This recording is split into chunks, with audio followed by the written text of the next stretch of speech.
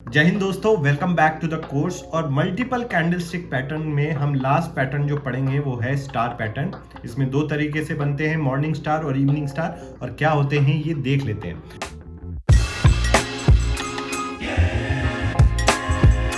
इससे पहले हम एक बहुत इंपॉर्टेंट कंसेप्ट जो है वो समझ लेते हैं, जो आपने सुना होगा, आज गैप अप ओपन हुआ या गैप डाउन ओपन हुआ। ये गैप होता क्या है? तो गैप अगर आप देखेंगे तो ये यहाँ पे अगर आप एग्जांपल देख सकते हैं कि जैसे यहाँ पे जो ग्रीन एरो से दर्शाया गया है कि आपका जो स्टॉक या इंडेक्स है वो किसी प्राइस पे क्लोज हुआ, और यहाँ से फिर बायर्स इतने एंथुजियास्टिक थे उस स्टॉक या इंडेक्स को लेके कि अगले दिन जो बीच का जो प्राइस एक्शन है वो है ही नहीं, सीधे गैप अप, यानी कि ये गैप क्रिएट हुआ और अप इस केस में क्योंकि ये ऊपर जा रहा है।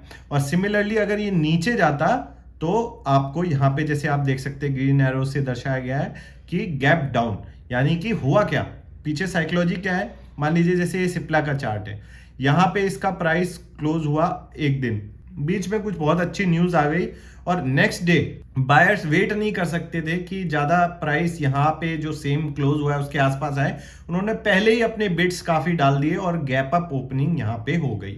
सिमिलरली गैप डाउन ओपनिंग के केस में कुछ जैसे बायोकॉन का चार्ट है, इसमें कुछ बैड न्यूज आई या कुछ हुआ होगा और वहां पे लोग वेट नहीं कर रहे कि मार्केट यहाँ इनको प्राइस सही मिले, और वहीं से उन्होंने मार्केट ओपन होने से पहले ही अपने ऑर्डर लगा दिए बहुत सारे सेलिंग के। तो वो जो है गैप डाउन ओपनिंग एक आपको नजर आई। तो ये इसका टोटल मतलब होता है गैप अप ओपनिंग और गैप डाउन ओपनिंग। तो सबसे पहले हम देख लेते हैं मॉर्निंग स्टार पैटर्न कैसा होता है। अब इस पैटर्न में तीन कैंडल स्टिक्स को हम देखेंगे। अभी तक पहले हमने सिंगल कैंडल स्टिक देखी थी, फिर मल्टीपल में दो कैंडल वाली पैटर्न्स, बुलिश इनगल्फिंग वगैरह देखे थे। अब हम तीन कैंडल स्टिक पैटर्न्स को जोड़ के एक बार बनाएंगे एक पैटर्न, जिसमें यहाँ पे आप नजर आ रहा है वो है मॉर्निंग स्टार। अब यहाँ पे क्या होता है कि मान लीजिए प्रीवियस ट्रेंड सबसे पहले आपका जो है वो बेरिश होना चाहिए। बेरिश ट्रेंड में मार्केट चल रहा था और उसके बाद तो इसमें पहली कैंडल जो P1 कैंडल बनी वो रेड कैंडल बनी, और इसमें कोई आश्चर्य की बात नहीं क्योंकि डाउन ट्रेंड चल रहा था, अच्छा खासा बियर्स कंट्रोल में है और अपना सेलिंग किए जा रहे हैं धड़ाधड़। Next day gap down open होता है, आप देख सकते हैं जैसे आप यहाँ पे नजर आ रहा हो, और फिर एक डोजी या फिर स्पिनिंग टॉप। अगर आपने डोजी या स्पिनिंग टॉप वाली वीडियो नहीं देखी आप उसको देख के समझ सकते हैं, लेकिन यहाँ पे मैं समझा दूं छोटे में कि ये एक इनडिसीजन को दर्शाता है। तो बेयर सोचने लग जाएंगे, हड़बड़ा जाएंगे कि यार ये आज तो बेरिश कैंडल ही बननी चाहिए थी, ये ऐसे इनडिसीजन क्यों आ रहा है, लगता है बुल्स कहीं एक्टिव तो नहीं हो रहे। तो यहाँ पे इनडिसीजन नजर आया। फिर P3 कैंडल जब बनती है, जो थर्ड डे पे जो कैंडल बनती है वो दिखाती है गैप अप ओपन, और फिर अच्छी एक बढ़िया ग्रीन कैंडल यहां पे आपको नजर आती है। और वो जो कैंडल का जो क्लोज है वो P1 यानी कि फर्स्ट डे वाली जो कैंडल है उसके भी ऊपर हुआ। तो पीछे की साइकोलॉजी क्या समझ आती है कि भाई पहले दिन बियर्स कंट्रोल में थे, डाउन ट्रेंड चल रहा है, कोई नई बात नहीं है। नेक्स्ट डे इनडिसीजन आया मार्केट में, उनको बियर्स सतर्क हो गए कि यार ये कुछ गड़बड़ सी लग रही है, अब नीचे क्यों नहीं जा रहा मार्केट। नेक्स्ट डे क्या हुआ, थर्ड डे जो है गैप अप ओपन हुआ, यानी बुल्स ने बहुत तेजी से एंट्री मारी और प्राइस को खींच के ऊपर ले गए। इवन जो P1 का क्लोज, जो फर्स्ट डे वाली क्लोज था, उसके भी ऊपर आपको ये नजर आया। तो ये यहां पे दर्शाता है मॉर्निंग स्टार पैटर्न। और इसकी जो रिक्वायरमेंट क्या हो गई कि पहले आपका डाउन ट्रेंड में होना चाहिए, फर्स्ट डे की कैंडल आपकी जो ट्रेंड चल रहा है डाउन ट्रेंड उसकी बेयरिश कैंडल होनी चाहिए। नेक्स्ट डे एक डोजी या स्पिनिंग टॉप, कोई भी हो सकता है, दोनों ही इनडिसीजन को दर्शाते हैं, वो होना चाहिए। और थर्ड डे जो है एक गैप अप ओपन के बाद प्राइस सस्टेन करना चाहिए और ऊपर जाना चाहिए। तो ये रिवर्सल पैटर्न तब कामयाब होता है। अब आप पे ट्रेड कैसे लेंगे? सबसे पहले ट्रेड आप लेंगे जब P3 यानी कि थर्ड डे पे 3:20 को, यानी कि जब आपको कंफर्म हो जाएगा कि थर्ड डे गैप अप होने के बाद प्राइस सस्टेन किया और ऊपर वहीं पे कंट्रोल हो रहा है, और आपको P1 P2 P3 तीनों इंश्योर करनी है कि P1 रेड कैंडल होगी, P2 जो है वो एक डोजी या स्पिनिंग टॉप होगा, और P3 जो है एक ग्रीन कैंडल होनी चाहिए। ये तीनों चीजें जब आप इंश्योर कर लेंगे तब आप ट्रेड जो है ले सकते हैं। और इसमें स्टॉप लॉस क्या हो जाएगा? स्टॉप लॉस जो है आपका यहां से जो लोवेस्ट लो होगा इन तीनों कैंडल का, जैसे यहाँ पे अगर एग्जांपल लें तो इस डोजी का जो लो है ये हमारा स्टॉप लॉस हो जाएगा, और मोस्ट प्रोबेबली अगर पैटर्न कामयाब होता है तो वहां तक शायद ना जाए मार्केट। अब इसी की तरह होता है evening star, opposite. Market up trend में होना चाहिए, पहली कैंडल जो P1 बनेगी वो बुलिश कैंडल बनेगी, क्योंकि उस टाइम बुल्स कंट्रोल में है। आप देख सकते हैं क्योंकि अप ट्रेंड चल रहा है, कोई नई बात नहीं, बुल्स कंट्रोल में है, बाइंग हो रही है धड़ाधड़। नेक्स्ट डे आपको अगेन एक डोजी या स्पिनिंग टॉप नजर आया कि इनडिसीजन आ गया मार्केट में, बुल सोचने लग गए कि भाई ये क्या हुआ, आज तो बुलिश कैंडल बननी थी, ये क्या हुआ, लगता है कुछ बियर्स आने वाले हैं, तो थोड़ा सतर्क हो जाते हैं। नेक्स्ट डे अगेन यहाँ पे हालांकि गैप डाउन ओपन नहीं हुआ, लेकिन ऑलमोस्ट वहीं से फिर मार्केट जो है नीचे आया और फिर सस्टेन किया उस प्राइस को, इवन हल्का सा क्रॉस भी कर दिया P1 के लो को। तो ये दर्शाता है इवनिंग स्टार पैटर्न। और यहाँ पे देख सकते हैं कि मतलब एग्जैक्टली वो जो बाय टेक्स्ट आपको नहीं जाना है कि गैप डाउन ही होना चाहिए थर्ड डे पे, ऐसा नहीं है। आप देख सकते हैं कि पीछे की जो साइकोलॉजी है, जो मास साइकोलॉजी है बायर्स और सेलर्स की, बुल्स की, बियर्स की, वो आपको यहाँ पे समझ में आनी चाहिए कि भाई पहले दिन चल रहा था बढ़िया काम, अप ट्रेंड में था, नेक्स्ट डे इंडिसीजन आया और थर्ड डे जो है सबकी बुल्स की हवा निकल गई और बियर्स हो गए हावी, और वहां से फिर तेजी से फिर डाउन जाने लगा, डाउन ट्रेंड में जो रिवर्सल पैटर्न कामयाब हो गया। सिमिलरली इसमें भी हम वही करेंगे कि शॉर्ट करेंगे स्टॉक को या इंडेक्स को P3 पे। जब थर्ड डे की कैंडल बन जाएगी 3:20 पे, आपको जल्दबाजी नहीं करनी है कि पहले दिन लगा गैप डाउन ओपन हुआ और शॉर्टिंग कर दी, नहीं, आपको वेट करना है कंफर्मेशन का, और उसी दिन आप 3:20 के आसपास वो ट्रेड ले सकते हैं। आपको 3 चीजें इसमें भी वैलिडेट करनी है कि P1 कैंडल जो है एक ग्रीन कैंडल होनी चाहिए, P2 जो है एक आपका डोजी या स्पिनिंग टॉप होना चाहिए, गैप अप ओपनिंग हो तो और भी अच्छा है, P3 जो है एक रेड कैंडल होनी चाहिए, गैप डाउन ओपनिंग हो तो और भी अच्छा है, और 3:20 जब आप ट्रेड लेने वाले हो वो एक रेड कैंडल ही होनी चाहिए। ये नहीं कि रिवर्सल आ गया मार्केट में और आप भी फिर भी ट्रेड ले रहे हैं। और स्टॉप लॉस जो है again highest high of P1, P2, P3 माना जाएगा। यहाँ पे इस केस में जैसे P1 का सबसे हाई है, उसको हम स्टॉप लॉस मान के चलेंगे और अपना बढ़िया ट्रेड ले लेंगे। अब इससे हमें समझ आता है कि आपको ट्रेड में कब घुसना है और स्टॉप लॉस क्या लगाना है। जब इतना लंबा पैटर्न, यानी 3 दिन, हमने पहले बात करी थी 1 दिन के पैटर्न की, जो हमने बुलिश हैमर वगैरह देखे थे। 2 दिन के पैटर्न की जब हमने बात करी तो हमने बुलिश इनगल्फिंग वगैरह देखी थी।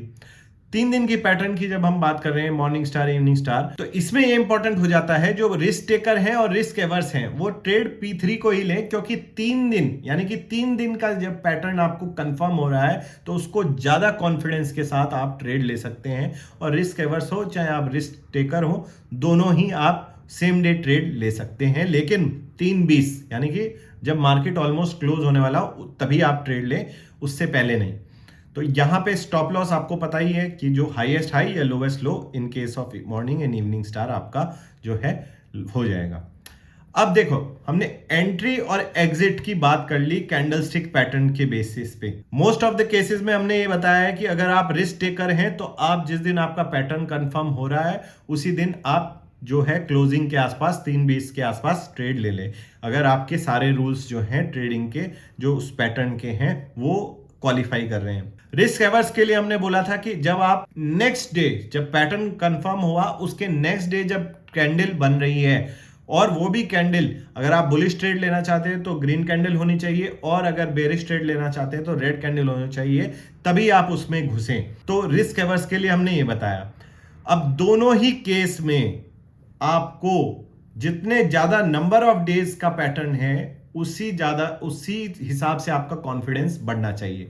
अगर सिंगल डे पैटर्न है तो आपको कम कॉन्फिडेंट होना चाहिए, क्योंकि उसमें फेरबदल हो सकता है। 2 दिन का है तो स्लाइटली मोर कॉन्फिडेंट कि 2 दिन के ऊपर पैटर्न उभर के आया है, और 3 दिन का पैटर्न आया है जैसे मॉर्निंग स्टार, इवनिंग स्टार, तो आप और ज्यादा कॉन्फिडेंट हो सकते हैं एंड सेम डे जब पैटर्न कंफर्म हो रहा है ट्रेड ले सकते हैं।